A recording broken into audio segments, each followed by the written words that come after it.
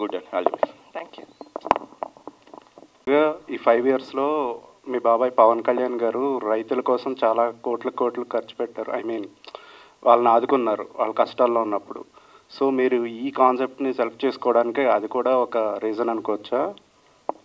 అదే చెప్పానండి, యాక్చువల్గా సాగు నేను ప్రొడ్యూస్ చేయలేదు స్క్రాచ్ నుంచి, కానీ మూవీ చూసిన తర్వాత నాకు అది కనెక్ట్ అయ్యి యాజ్ అ ఫిల్మ్ మేకర్ నాకు కనెక్ట్ అయ్యి తీసుకున్నాను. బట్ ఆ టైంలోనే మా నాన్నగారు రైతులు ప్రాబ్లమ్స్ లేకపోతే బాబాయ్తో పాటు ప్రచారాలకి వెళ్ళినప్పుడు రైతులతో మాట్లాడి వాళ్ళ బాధలు వాళ్ళ కష్టాలు అవన్నీ తెలుసుకున్న టైంలో నాకు చెప్పినప్పుడు నేను ఎక్కువ రెజనేట్ అయ్యాను ఇది చూసినప్పుడు. సో నాకు తెలిసి రెండు ఒకటే టైంలో రావడం వల్ల నేను కూడా ఇది తీసుకున్నాను అందుకే. But definitely it's one of the reasons.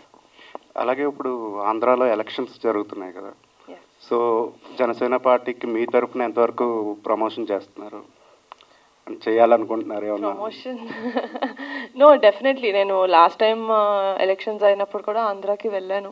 అది తెలుసో లేదో నాకు తెలియదు, కానీ నేనైతే ఆంధ్రాకి వెళ్ళాను. ఈ ఇయర్ కూడా definitely I will go, because ముందు చెప్పినట్టే బాబాయ్ ఏం చేసినా మా సపోర్ట్ ఉంటుంది.